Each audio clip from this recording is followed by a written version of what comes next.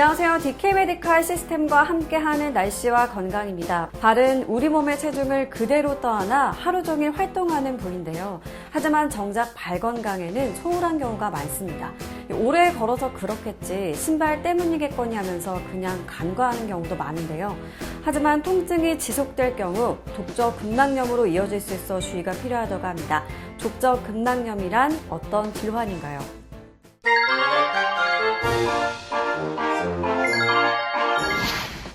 우선 족저근막에 대해서 제가 설명을 드리겠습니다. 족저근막은 발 뒤꿈치에서부터 시작해서 발바닥 앞까지 연결되는 두껍고 강한 섬유 조직이라고 생각을 하시면 되는데, 이 족저근막은 아킬레스 힘줄과 함께 우리 발의 아치를 형성하는 중요한 역할을 하게 됩니다.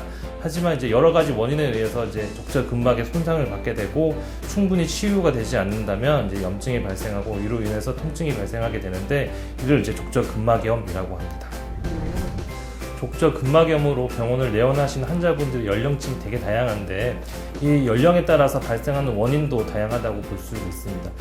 보통 50세 이상의 여성의 환자분들의 경우에는 폐경이 발생을 하고 호르몬의 변화로 우리 발 뒤꿈치의 지방층이 얇아지게 되는데, 이렇게 지방층이 얇아지게 되면 발에 충분한 충격 흡수를 하지 못해서 족저근막에 손상이 발생을 하게 되고, 젊은 층 환자들의 경우를 보면은 최근에 스포츠 활동을 많이 하다 보니까 달리기나 뛰기 이런 동작을 많이 하게 됩니다. 그러면 달리기나 뛰기 동작을 할 때 우리 족저근막에 가해지는 힘은 평소 체중이 한 3배 이상이라고 하는데요. 이런 강한 충격 때문에도 족저근막에 손상이 발생을 할 수가 있습니다. 그리고 최근에는 패션이나 미용에 관심이 많다 보니까 운동화보다는 굽이 낮은 신발이나 슬리퍼 등을 많이 착용을 하게 되는데, 이 또한 충격 흡수를 제대로 하지 못해서 족저근막에 손상이 발생을 할 수가 있습니다. 족저근막염에 대한 치료는 여러 가지가 있는데, 우선 일상생활에서 할 수 있는 방법부터 말씀을 드리겠습니다. 가장 흔하게는 발바닥 스트레칭과 종아리 스트레칭이 있는데, 대부분 많은 분들이 알고 계실 겁니다.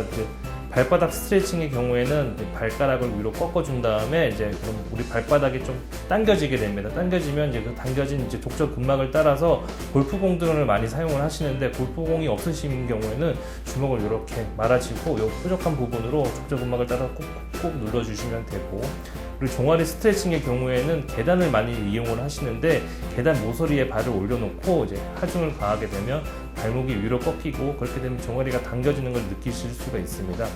이런 동작을 반복을 하면 일상생활에서도 충분히 족저근막염으로 인한 통증을 줄일 수가 있습니다. 하지만 이런 방법으로도 통증 호전이 없으면 병원을 꼭 방문을 하셔야 되는데, 최근에 병원에서는 체해 충격파 치료를 많이 사용하고 있습니다.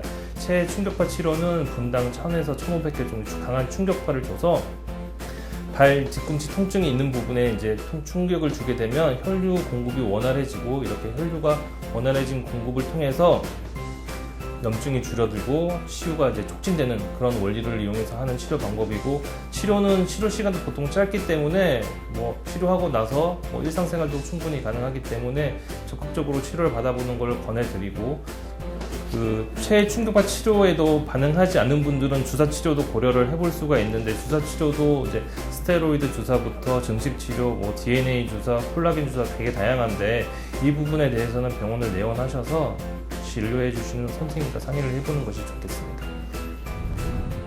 네, 다양한 시술과 수술법이 있지만 미리 예방하는 게 좋을 것 같은데요. 발 뒤꿈치, 발바닥, 발끝순으로 걷는 연습을 통해 발의 피로감을 줄여주시는 게 좋겠습니다. 지금까지 날씨와 건강 박유라였습니다.